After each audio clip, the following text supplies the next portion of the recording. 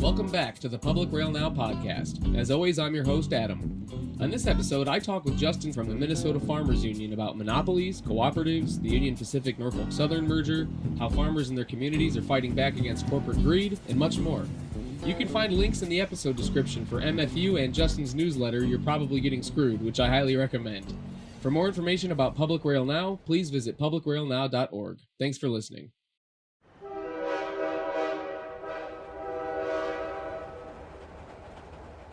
My name is Justin Stofferahn. I am the Anti-Monopoly Director at Minnesota Farmers Union. Minnesota Farmers Union is a grassroots general farm organization that's represented family farmers, ranchers, and rural communities since 1918. We're general farm in that we have everyone from folks growing vegetables in hoop houses on an acre of land to people doing conventional row crops on a couple thousand acres of land, and everyone in between. And we're grassroots in that our members set our policy. They get together in county conventions over the summer and fall, oftentimes at a local restaurant or pizza ranch. Discuss the issues of the day and pass resolutions that go up to our state convention in November that sets our policy. And I run our work around competition and consolidation, and that involves some legislative work, some work with our outreach with our members and other stakeholders, and doing some research and writing, and all sorts of other fun stuff. Justin, thanks so much for coming on the program. I'm so excited about this conversation. And, before we dive into a lot of the stuff, like you had mentioned, corporate consolidations and monopolies and things like that, because that's going to take up a big chunk of our discussion, I'm sure. Minnesota has this long tradition of farmer and worker organizing, sort of like labor populism, fighting monopolies, a strong union movement, and so forth. So I'm interested in hearing more about some of the things you mentioned about MFU and its approaches to the problems facing farmers and working folks. And from what I can tell, MFU views these problems with maybe a wider lens than some of the other farmer organizations do. And I get the impression that this might have something to do with Minnesota's history of that farmer labor, anti-monopoly, class struggle organizing. So, any more details about how MFU came about, and am I on the right track when I say MFU is carrying on some of that old Minnesota farmer labor legacy? We like to think so, right? I joke with folks that we're the OG anti-monopolists, and yeah, to your point, as much as I'd like to claim credit for that broad approach, it really is something that comes from the ways in which our members think about these issues. Something that has sort of, I guess, surprised me in the 3.5 years that I've been at Farmers Union, is that what I hear often from members when it comes to consolidation, maybe surprisingly, is not always how it impacts their individual operation. It's how it impacts their community, right? They've seen the loss of local grocery stores, local pharmacies, these Main Street businesses, and they've seen the impact that has on rural communities. It also comes about, to your point, I think, Minnesota has been a place where, there have been anti-monopoly efforts, movements that have been farmer-led, but have brought together workers and small businesses and farmers and consumers, whether that was, preceding creation of Farmers Union, the Grange back in the 1860s and 1870s, pushing for some of the first competition laws, checks on the we're here talking, we'll be talking in part about rail and railroads, and that was, the Granger laws that passed in Minnesota and Illinois and some other upper Midwest states, were, checks on anti-competitive pricing from the rail and the grain monopolies of that era. In some cases, we're dealing with them again, right? They're not in the past. the anti-chain store movement in the 30s and 40s was really, was a nationwide movement, but had some of its roots in Minnesota. You saw, gubernatorial elections in the 30s that were sort of framed and decided around the approach to chain stores, and again, a movement that brought together workers and local businesses and farmers. For farmers unions specifically, we're born out of sort of the cooperative movement. The very first, what we now know as National Farmers Union was a cooperative to start. You travel around certain parts of the country, you'll see old Farmers Union cooperative grain elevators. And it's that idea of, it's a union in the sense of banding together, that the farmers are going to have more power, in solidarity with one another, than individually. And one of the early pieces of legislation that Farmers Union was involved with was the Capper-Volstead Act, which effectively legalized cooperatives in the U.S. One of the sort of interesting ironies of antitrust history is, we passed the Sherman Act in 1890, and for the first 2 decades of the act being in place, it was primarily used to bust up labor unions and go after cooperatives, things that are, very antithetical to the reasons that law was passed. And so the Capper-Volstead Act, really, really important. You also have around that period of time the passage of the Packers and Stockyards Act to deal with what was back then the Big Five in the meatpacking industry. Today you have the Big Four.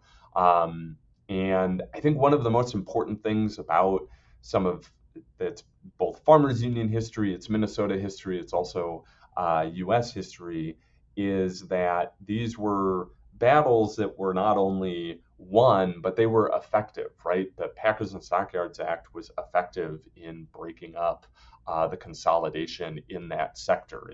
We've sort of ebbed back towards that, but you had meatpacking in the 50s and 60s was much more distributed. You still had those big companies, but you also had countless small and regional meat processing facilities.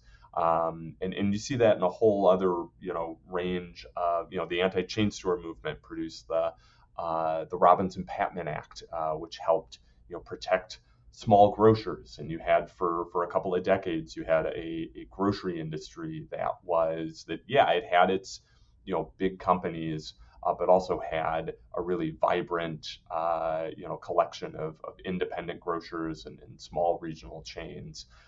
So that history, I always feel is important, is not only interesting, but it's important for approaching these challenges today, because we have sort of this playbook from the past that we can draw upon. Absolutely. And yeah, Brett just brought up a bunch of stuff that I wanted to ask you about. So, this is a great segue into this question about, corporate consolidation in agriculture and how it's decimated small farmers. I was just reading about how tens of thousands of small farmers have gone out of business over the past few decades. And like you mentioned, meatpacking, there's 4 meatpacking companies that run almost 90% of the beef industry, for example. And there's other factors like consolidation of chemical and machinery and seed companies. And yeah, can you give our listeners a rundown on what corporate consolidation looks like in farming and how it's directly affecting small farmers and their families? Yeah, I always say that farmers are kind of on the front lines of our monopoly crisis, and that they're squeezed on both ends. So there's lots of consolidation for the inputs, the things that farmers need to buy, whether that's seed or tractors, what have you, fertilizer. There are in a range of these industries anywhere from 2 to 4 companies that control 50, 60, 70, 80, 90% or more. And that really limits, and those numbers are national. The thing about a lot of these inputs is that the markets for them really are local, right? It's where's the local dealer that farmer's gonna buy a combine from, where's the local seed dealer, etc. And when all these numbers are national numbers, when you drill down, oftentimes farmers are left with maybe one dominant company in their community, and it increases their costs, right? It either increases the costs for the item itself, or in the case of tractors and combine and agricultural equipment, right? Sometimes the costs are not only the high costs to buy that equipment, but then high costs to get it repaired, because those companies have also monopolized the market for repair. As if that wasn't challenging enough, an adage I hear at a lot of our county conventions, I definitely hear every year at our state convention, is that farmers are price takers, not price setters. And so there's a lot of consolidation. You mentioned meat processing for the goods that they purchase. There's also consolidation upstream from who maybe the farmer is interacting with, right? We've had a lot of consolidation in grocery, for example, and what we see across a whole range of industries. I run into this in healthcare a whole lot, where you talk to health insurance companies, they say the health systems have gotten larger and merged. That's why we need to merge. You talk to the health systems, they say, oh, it's those health insurers that are merging. Monopoly seems to beget more monopoly. And you have that in agriculture as well, where you talk to the meat processors, and they may point to the big grocery chains.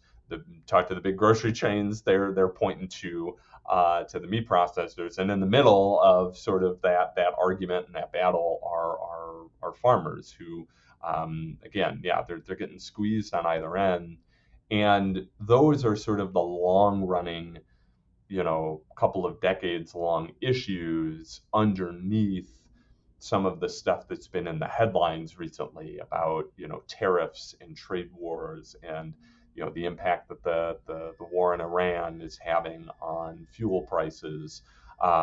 So it's farmers are facing a lot of shocks, and it's why you have this, things are tough for farmers. There's a data that just came out a couple weeks ago that Minnesota led the nation in farm bankruptcies in the first quarter of this year. We have a lot of members who are talking about sort of odes to the the 80s farm crisis, and feeling like we're living through that again. So it's and consolidation isn't the only factor, but it is definitely a really challenging structural issue that farmers are up against. And the last thing I would note too for folks is that this is an issue. Again, at Farmers Union, we have in real simplistic terms, we have large producers, small producers, medium-sized producers, and this consolidation really impacts all of them, right? I hear from larger folks who are dealing with onerous terms from the meat processors, for example, whereas sometimes you hear from a smaller member who may have 10 head of cattle, and their issue is that the big meat processors just don't even, they're not large enough to even be on their radar, right? They have limited access to markets. And the way we think about these issues is farmers should have that choice to be sort of the size and scale that makes sense for them, and consolidation really limits their opportunities to make that decision for themselves. Definitely. And I'm glad you brought up the healthcare monopolization, because I wanted to give you a chance to talk about your piece that was in the Minnesota Reformer, where you discussed hospital mergers and healthcare monopolies, and how even in industries that people might not think are directly connected to something like farming, the people are still heavily impacted by just the overall tendency of industries towards monopolization. So can you talk a bit about that article and some of the things that you write about? Totally. I think that this is just one of those examples. I'm biased given the work that I do, but uh, my message to our members often and to other stakeholders is this isn't just an ag issue. It's not just a healthcare issue. It's not just a tech issue, right? These issues are pervasive across the economy, and as frustrating as that is, I think it also speaks to the opportunity to sort of build, broad, people-focused coalitions to take on these issues, and that's the way that we've, taken on these issues in the past. When it comes to healthcare, we this is one of those areas where I think we've been, unique as an organization, and that we've been involved in a lot of, healthcare discussion at the state capitol in Minnesota for several years now, particularly around discussion of implementing a public option in Minnesota. Um, but more recently, I think there's been the conversation started to shift a little bit, recognizing that coverage alone can't be the only discussion that we're having. That the healthcare system, just as a whole, costs too much, and a key cost driver there is consolidation. And another layer deep is that a key cost driver is the price of care at hospitals. So hospital care I mentioned this in the piece in the Reformer, has nearly tripled. That's nationwide over the last, I think it's 2 decades, and has grown faster not only than inflation in general, but also faster than a lot of the other areas of healthcare that get a lot of headlines. For example, prescription drugs, right? And that's not to say that like prescription drugs are affordable. We've done a lot of work as an organization and in coalition to try to drive down the cost of prescription drugs. But it highlights just how much of a cost driver that is. And we have seen just a wave after wave of health systems consolidating, both here in Minnesota and across the country over the last 20 years. There have been, I'm forgetting now the exact number, but it's anywhere from 35 to 45 hospital mergers just in Minnesota alone. There have been, over 1,000 to 2,000 hospital mergers, over the last 2.5 decades. And it has, there is just reams of research that health systems consolidating leads to higher costs. It doesn't seem to have a meaningful impact on quality. You also see it show up, there's the cost aspect of it. There's also access. We have a lot of rural communities throughout Minnesota that either have, lost a hospital entirely, or oftentimes what's becoming, I think, more prevalent is that a hospital loses services that get shifted to sort of the flagship hospital within a larger health system. And so, birthing services in particular, there's a real lack of access to that throughout rural communities. Our vice president often says, tough to raise the next generation of farmers if you don't have any place to have a baby.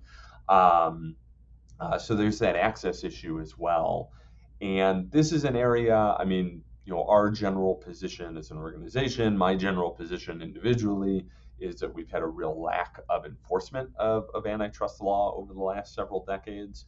But healthcare is, I think, a really interesting example where there's been research done looking at those, 1,000, 2,000 hospital mergers, and finding that the Federal Trade Commission, the federal agency that sort of has primary responsibility over hospital mergers, has really not challenged too many of those. And even when there have been ones that have clearly met their criteria for being anti-competitive, And a real gap, what we're seeing in Minnesota now is we have proposed, or that there are two proposed mergers. Sutter Health in California, which has been subject to a couple of different antitrust lawsuits, wants to acquire Alina in Minnesota. And then Sanford Health, which is a large, I think bills itself as the largest rural healthcare system in the country, already they're based in South Dakota, but they have hospital locations in Minnesota already, wants to purchase North Memorial, which operates a couple of hospitals in the Twin Cities.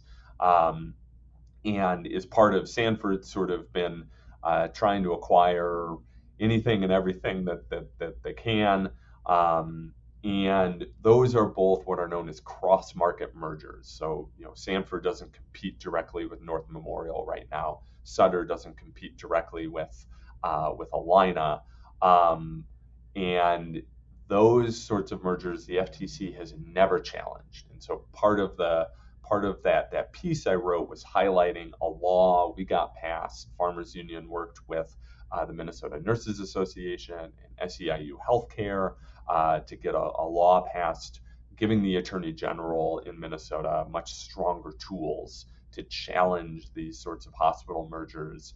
And that's particularly important in these cross-market mergers where the FTC has never taken action despite research showing that those cross-market mergers can be just as detrimental to prices as anything else. And people should care about the high cost of hospital care because it trickles down into, even if you don't have out-of-pocket expenses, it trickles down to the premiums that you're paying. Is all part of these high costs. And for farmers, they're often on the individual healthcare market, purchasing healthcare at really high costs, or they may be relying on either an off-farm job or a spouse's off-farm job, which limits their ability to focus on their farm operation, or in the most extreme cases, farmers are just foregoing health insurance altogether, which can be really,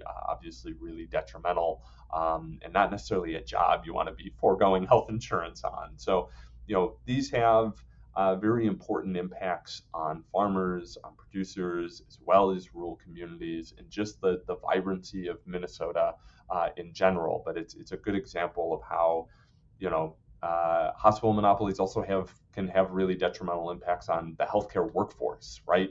And so this is one of those issues that ties together patients and rural communities and labor unions and farmers, et cetera.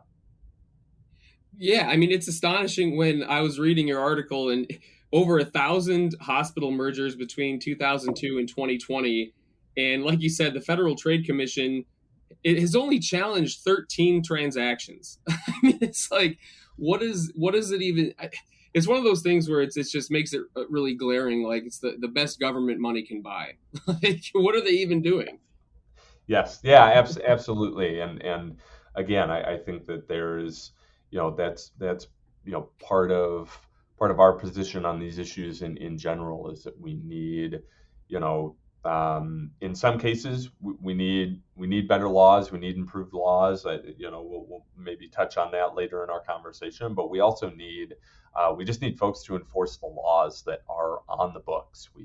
That's part of that. Again, part of that history is passing laws and strengthening laws and putting in place these protections from monopolization. And in not all cases, but in some cases, those laws are still on the books. They're just being ignored, or they've been narrowed by judicial interpretation, what have you. Definitely. Yeah, and something you brought up that I just actually learned about as I was doing research about MFU and preparing for this interview, the struggle for the right to repair. And it's funny because I just saw this article recently in CNBC talking about how so-called device hoarding is hurting the US economy. And for those who don't know, because I sure as hell didn't when I first saw that phrase, device hoarding is when you use a phone that you have for a longer period of time because it still works and you don't rush off to buy the newest model because it has a slightly better camera or some other kind of unnecessary crap that the phone companies advertise to keep people buying and buying the new models. And so CNBC is saying stop using something that still works and be a good little consumer and keep buying and buying and buying. And I think that is connected to the right to repair, which has to do, in terms of farming with tractors and farming equipment. So, what is the right to repair movement? What spurred its emergence, and why is it important for the folks that MFU advocates for? Yeah, absolutely. Well, there is device hoarding in agriculture as well. We certainly have members that have brought up to me that they're hanging on to that tractor from 30, 40 years ago because it can be repaired, it can be fixed. So the thing that you have, not just in agriculture, but along with our laptops, our smartphones, our appliances, is the increased use of technology in all these devices has made it harder to get them, and particularly the increased use of software in these items has made it more difficult for them to get repaired.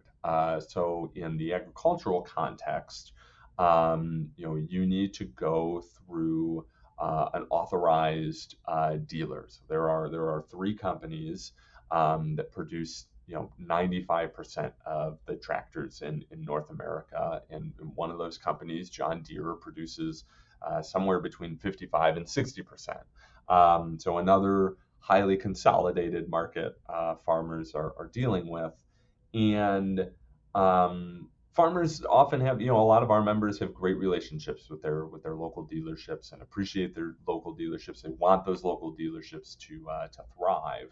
Um, one of the But they also want choices, right? They want to be able to go to the dealer or go to the local repair shop, independent repair shop that they know, and they're unable to because Deere or the other manufacturers will use software locks.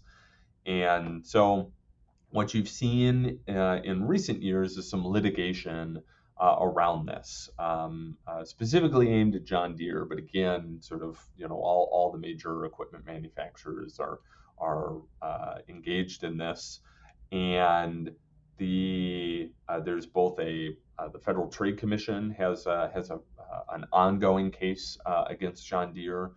There was a recent settlement in a private class action case against John Deere. And what those cases allege is that Deere has used its monopoly over the production of this equipment and expanded that into the market for repair. The Public Interest Research Group has actually found that the profit margins on repair are significantly higher than the profit margins on the equipment, and it's sort of a meshed, the broader movement, right to repair movement is sort of enmeshed in this, pushing back on this idea of like everything is a subscription as opposed to, like you own this stuff. I think that sometimes gets lost in like the nitty gritty debates and discussions around these issues. Is at the end of the day, what this is about is people having the freedom to fix and do what they want with something that they own, right? And particularly for farmers, they paid a lot of money for these tractors, for these combines, for this equipment.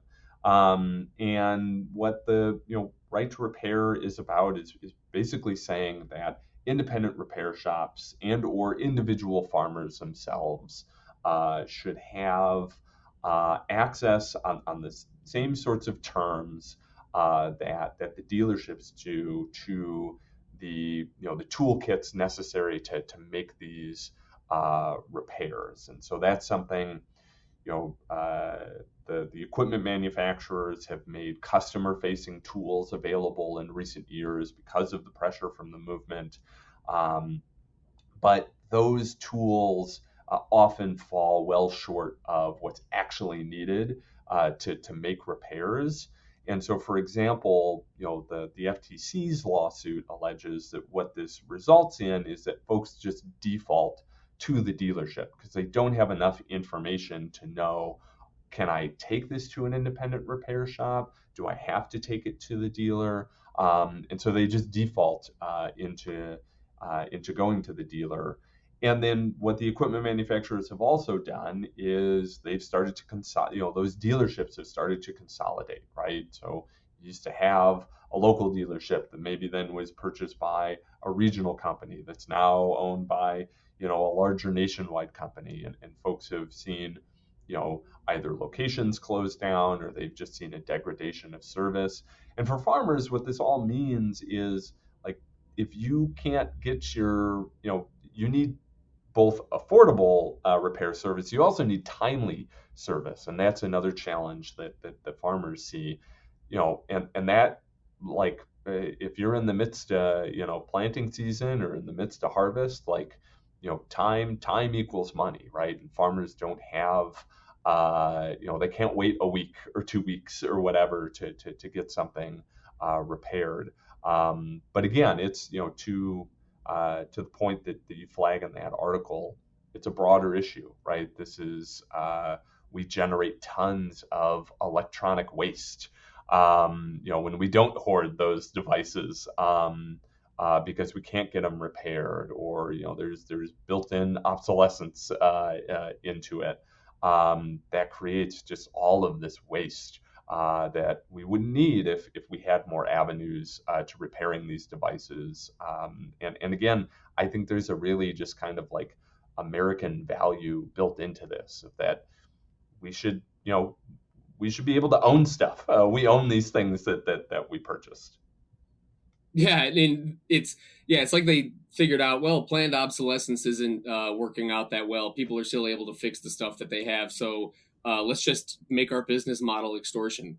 Like that's what it seems like. Yeah, exactly. And it's like I hear that like about even like cars and trucks. A lot of old timers will say, yeah, back in the day you could fix things in your car, like before they had everything electronic. Like if you had a crank, to put your window up and down and whatnot, like you could fix that if it didn't work. But now it's you're screwed because everything's got it's so complicated, and they just make it so difficult to be able to fix things yourself. And then it's like, well, guess you'll have to buy a new car, or guess you'll have to, So Absolutely, one of the great ironies of this is that you can. I've been told by members you can go back and find old John Deere ads from like the 50s, 60s, TV ads that play up the repairability of Deere's equipment back then, and that was a selling point. And it feels like it should be a selling point again today. Yeah, it makes total sense. Like, hey, this is something that you won't have to keep buying over and over again. Like, I think that's like that. If I was looking to buy any kind of equipment, having something that I could just fix myself would make me much more likely to buy it than something that's just going to break and I'm going to have to, keep buying it again and again and again. But yes, and speaking of tech, something you mentioned while we were setting up this interview was how MFU fought big data price gouging and AI surveillance. So I'd love to hear more about that fight and what led to it, and how MFU fought back against that price gouging from big data firms. And what does that AI surveillance look like? Because I don't know if folks are maybe aware of what that is or how prevalent it is. And I'd love to hear about MFU's approach to fighting it. Yeah, so there's a couple of components of this. I think over the last year, 2 years, have really tried to, particularly as there's been this conversation at the legislature, nationally, in the news, et cetera, about affordability and about the high prices folks are facing, is trying to center some of that conversation around consolidation and a range of anti-competitive pricing practices that seem to be potentially pretty prevalent across the economy, that are part of driving up costs. Because I think often, and look, our members care a lot about tariffs and trade policy, but that's not the only issue here. There's like sort of a longer term structural issue. Um, and so this last year at our state convention, members actually approved an addition to our policy coming out against what's known as surveillance pricing. So this is personalized pricing using all of the data that companies now have on us. I mean, everything from not just browser history, but like where your mouse has like clicked on the screen, and obviously that big data component's been an issue or a concern for a little while now.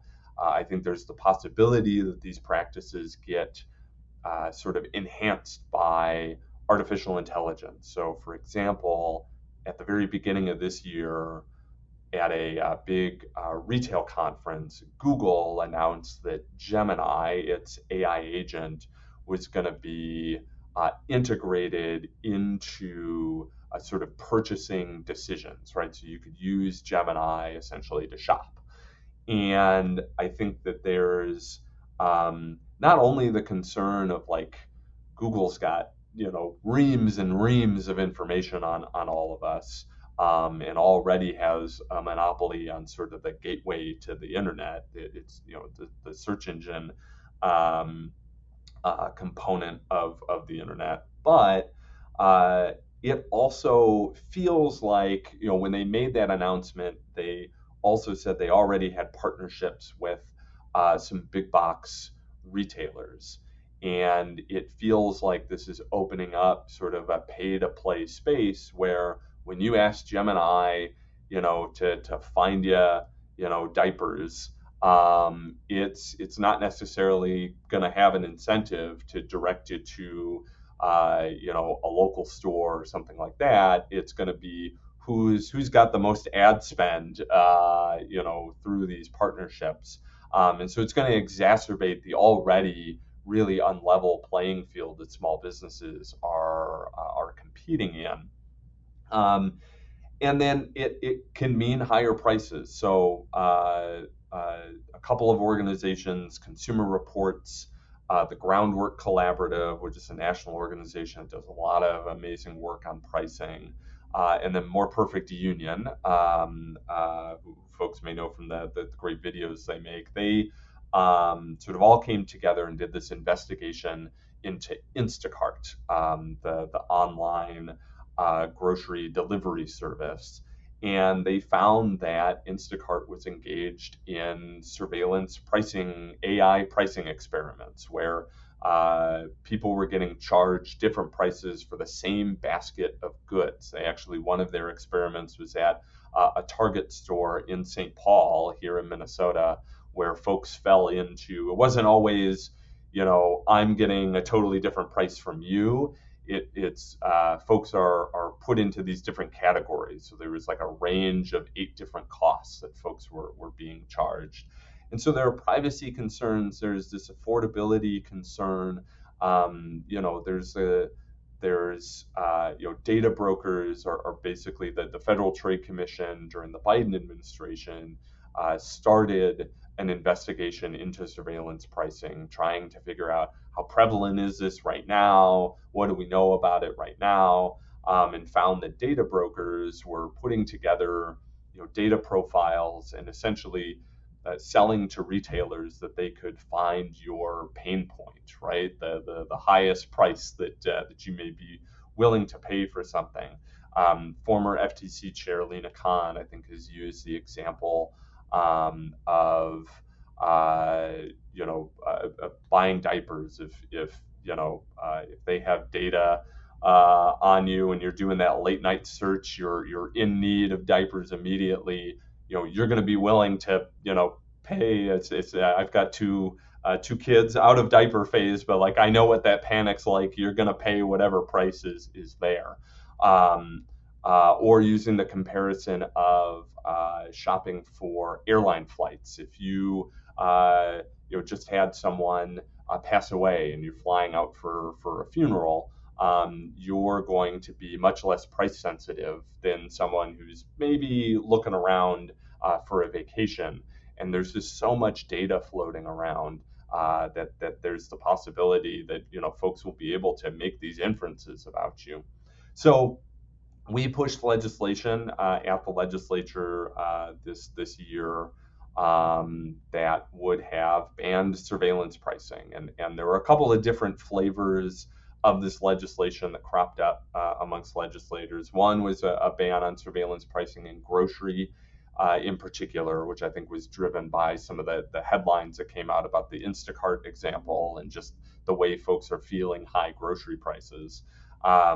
Another piece of legislation would have banned it not only for consumers broadly, but would have also banned it in wage setting. There's the fear amongst folks that some of the things that like the rideshare companies are doing are going to grow more prevalent and be used. This personal data will be used in price in wage setting. And I think the key thing to understand about all of this is that it really erodes the idea of what a price even is. Like standardized pricing is such a basic econ 101 thing. We talked about history earlier.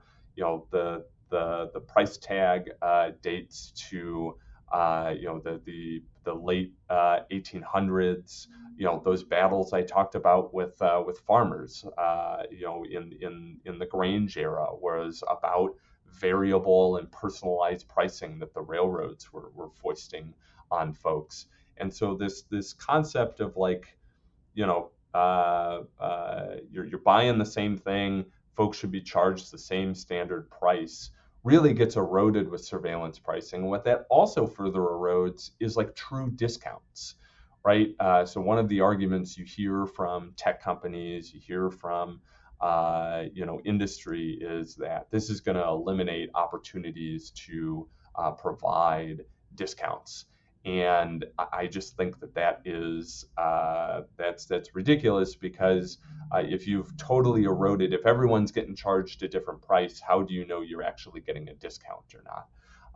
So it's just this attack on pricing, but it's a part of the surveillance pricing ban that we worked on, that we'll keep working on in future years, is just one of those sort of unfair pricing tactics we're seeing across the economy.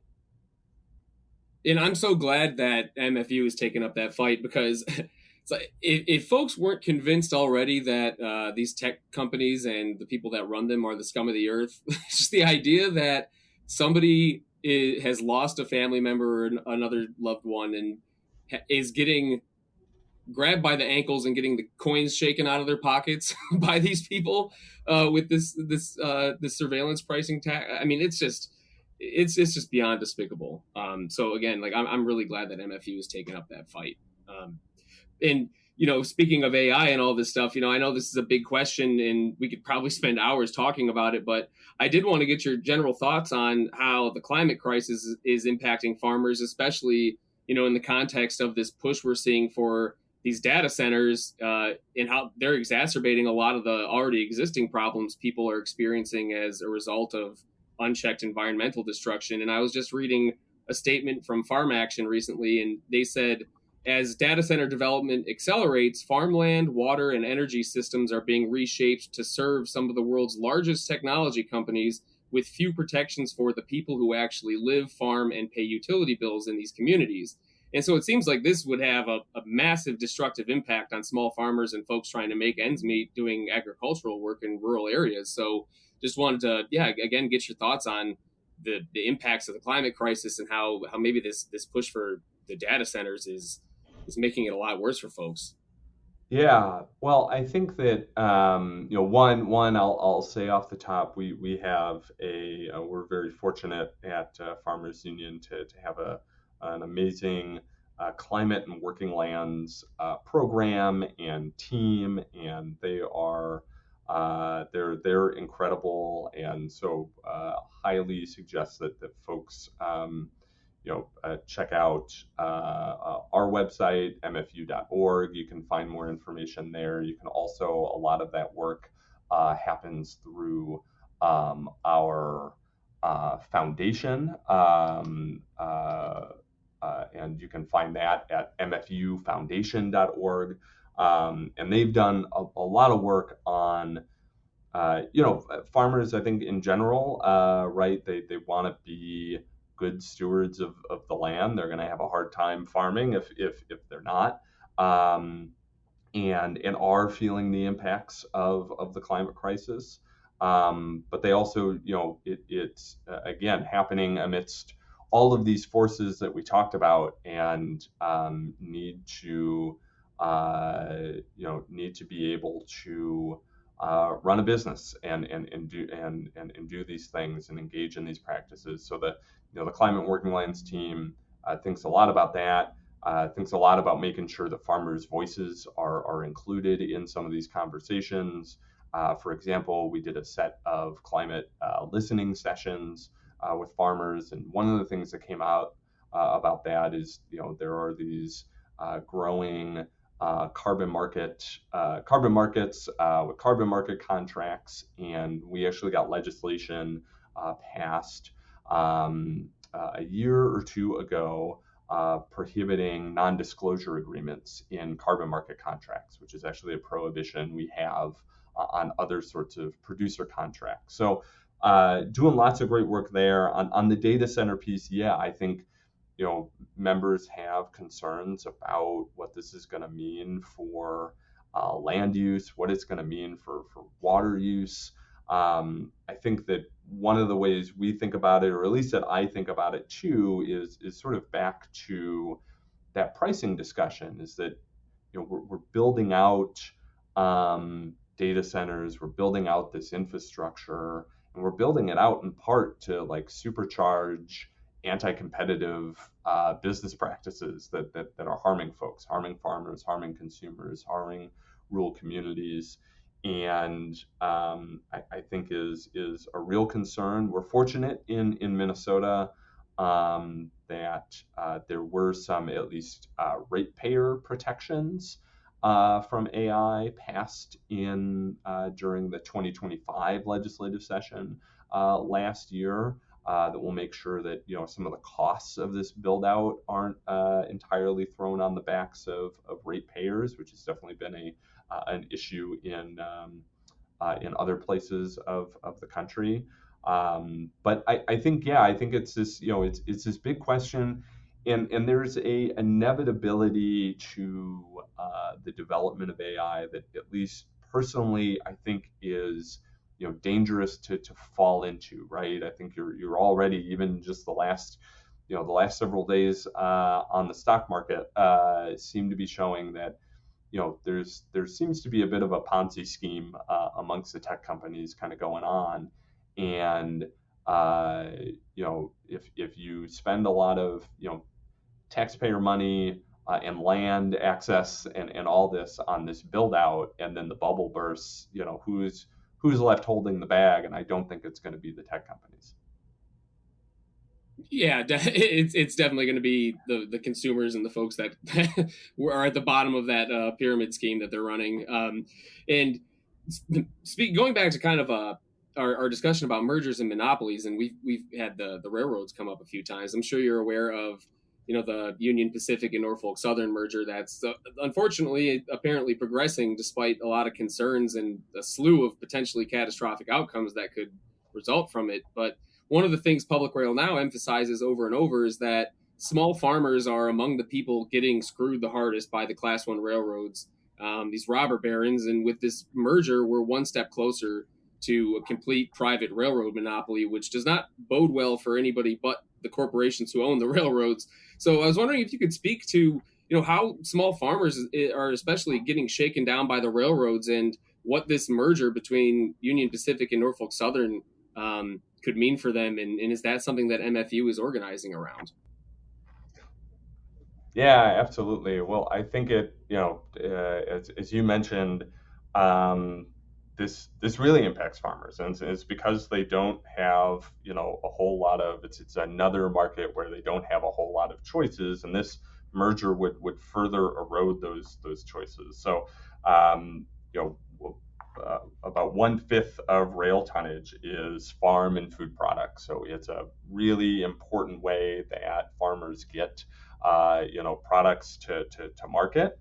And already, I mean, this is before the merger, 95% of grain elevators are served by only one railroad. And under the deregulation of the railroads that helped lead to all this consolidation in the late 70s, this allows the railroads to sort of charge whatever they want. And this merger would, get rid of some key, interchange points, such as Chicago, St. Louis, or New Orleans, which is a place where, shippers can bargain between UP and NS, and that's going to drive up costs.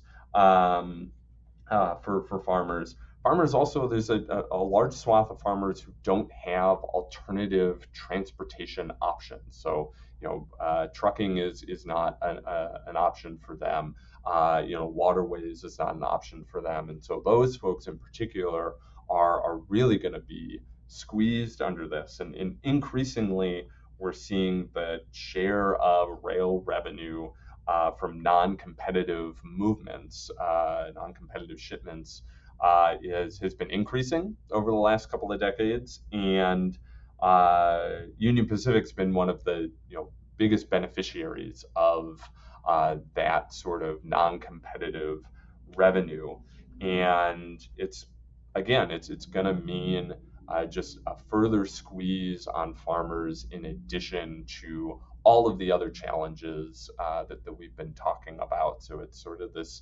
death by 1,000 cuts kind of thing, and that ag shipment in particular, I think, is probably more prone to some of that. Those captive situations, right? Again, whether it's the grain elevators or the lack of transportation options than a lot of other goods are. And so I think the other thing you could end up seeing, just as this ripples out through the food system, is even higher grocery prices, right? And we've already talked about, how high those are, and the squeeze the consumers are feeling. So it's not just farmers; it's the food system in general that's really going to feel the impacts of this merger. One of the things that made me excited to talk with you about MFU is that MFU is big into cooperatives, and this idea that cooperatives could be something used to challenge that corporate power. And I was looking at your newsletter. You're probably getting screwed, which I recommend to our listeners. Definitely go check that out, and I'll put the link to it in the episode description. And you have a piece about nationalizing Spirit Airlines and turning it into a cooperative, or this idea at least to do that. And that's basically what public rail now is all about, except on the railroads. Nationalize the railroads and empower the railroad workers, the public, small farmers, and so forth to run them in the public interest. So what is it about the cooperative model that you think can challenge that corporate power, and how did cooperatives become such a major plank in the MFU program? Yeah, well, as I mentioned, it is tied into the historical roots of our organization, and was just such an important model for farmers to, again, in that situation where they're price takers, being able to band together to generate leverage, is really important. Um, and I think that we're seeing a renewed interest in this as a model. Last year, we came together with a couple of different other organizations, and co-hosted a cooperative summit in Morris, Minnesota, where the University of Minnesota has a campus. And it went from an event where some of our early planning conversations were like, are we going to have more speakers than attendees? To nearly 200 people showing up. We sold out. We had a wait list, folks. And I think it's people thinking about, what are alternative models to sort of the monopolization, the private equity financialization of our economy. Um, it was such a successful event that we've turned it into an annual event. So we're hosting it again this year in Duluth, Minnesota, where that private equity conversation in particular is really bubbling up. There's a private equity utility takeover in that part of the state, and other sorts of concerns around private equity. And for us, the Farmers Union is also rooted in this idea of having democratic control over the economy, right? At their very best, that's what cooperatives are about, is providing, voice in governance to farmers. And or what's so powerful about the cooperative summit is, cooperatives can be very much thought about as an agricultural tool, right? Because agricultural cooperatives have been around for so long. But we see cooperatives in all sorts of industries, in grocery and housing, all sorts of other places. And that model is malleable as well, right? You can have agricultural cooperatives. You can have, to your point about rail, you can have worker-owned cooperatives. You can have consumer cooperatives. One of the really interesting pieces of legislation um, that came out this past legislative session didn't pass, but was a manufactured home residence bill of rights. And within the new, there were crackdowns on rent increases, more transparency and limits on fees that lot owners charge, because folks in manufactured housing have this sort of odd situation where they own their structure, but they don't own the land underneath them. And it has become an industry ripe for sort of private equity and out-of-state investors to take on. And that bill includes a resident right of purchase. And so if a manufactured housing park was going to be sold, residents, if the bill is passed, would have a first right at forming basically a resident cooperative. And that idea, we've thought at Farmers Union would be really incredible to have all across the economy, and to tie in technical assistance and financing, because that's one of the key challenges you find for new cooperatives across the economy is how do I get this started? How do I finance this? Something that we pushed for successfully during the 2023 legislative session was funding for cooperative development grants in the agricultural space. It's a program run by the Minnesota Department of Agriculture. But we would love to see that idea, at a different state agency that, could make it available across the economy. So I think it really is again born out of this feeling like we need some new models, and we need to, I think one of the things that is maybe slowly starting to shift, that I think is one of the great challenges in this work, is that folks understand they're getting, to the point of the newsletter, folks understand they're getting screwed, right? But I think they also feel like it's inevitable, and cooperatives provide just one of the opportunities for sort of reorienting the way we think about these issues, that it's not inevitable, that we can exercise and should exercise democratic control over our markets, right? They're not it's not manna handed down from the divine. Like, markets are just simply, the collection of rules and regulations that we do pass or don't pass, and so they're a creature of democratic forces, and we should have democratic control over them. And so I think it's a really exciting moment for cooperatives, and for thinking about the issues that they face. The Senate, the Minnesota Senate Labor Committee this legislative session held an informational hearing on worker cooperatives. It seemed to generate a lot of like bipartisan interest in how do we make worker cooperatives more prevalent. So it's an exciting space, and I think there's some unique coalition building that could be done as well. Yeah, and I think that's so important what you said. Just another world is possible. We can do things differently. Like we don't have to. There's nothing set in stone about any of the ways that we do things, and I think this push towards economic democracy and empowering the folks that either consume or produce everything is so exciting, and I'm so happy that MFU among other organizations is involved in that push. And I want to thank you again so much for your time. But before I let you go, where can folks learn more about the Minnesota Farmers Union? Where can they get involved? And where can they check out that newsletter? You're probably getting screwed.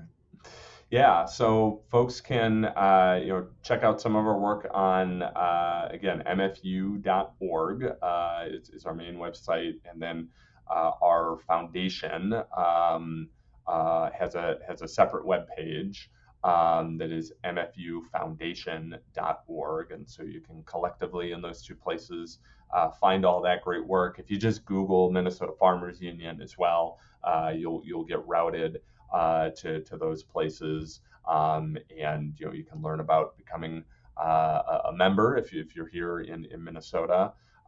You can also go to nfu.org if you're not in Minnesota, and find out what may be happening in your state, what's happening nationally.